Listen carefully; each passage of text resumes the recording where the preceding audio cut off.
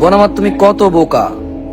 তুমি তোমার ভাবির সাথে নিজের আন্তরিকতা শেয়ার করো, অথচ তোমার ভাবি তোমার আপন হবে না, আবার তোমার পরও না, সে তোমার পরমাত্মীয়। তোমার তার সাথে যৌক্তিক সম্পর্ক থাকা উচিত, আত্মার সম্পর্ক কখনো গড়ে উঠবে না। আমি বলছি না সবাই এরকম হবে, তবে বেশিরভাগ তোমার ভাবি তোমার সাথে আত্মার সম্পর্ক করবে না।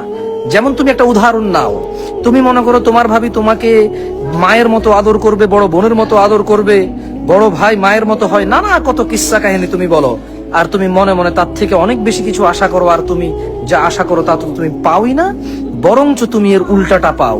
তুমি তোমার স্বামীর সংসার নষ্ট করো ভাইয়ের জন্য, কিন্তু তুমি কি কখনো শুনেছো কোনো ভাবি তার সংসার নষ্ট করেছে ননদ অথবা নন্নসের জন্য? তোমরা কি বলো এটাকে? আমাদের এলাকায় স্বামীর বড় বোনকে নন্নস বলে, স্বামীর ছোট বোনকে ননদ বলে, ননদ ননাই কিছু একটা। তুমি কি কখনো শুনতে পেরেছো এটা?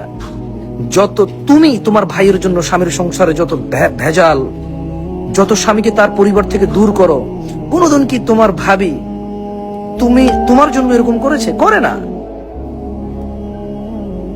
কারণ মেয়েরা তার শ্বশুর বাড়িতে শুধু তার স্বামীকে আপন মনে করে, আর কাউকে আপন মনে করে না।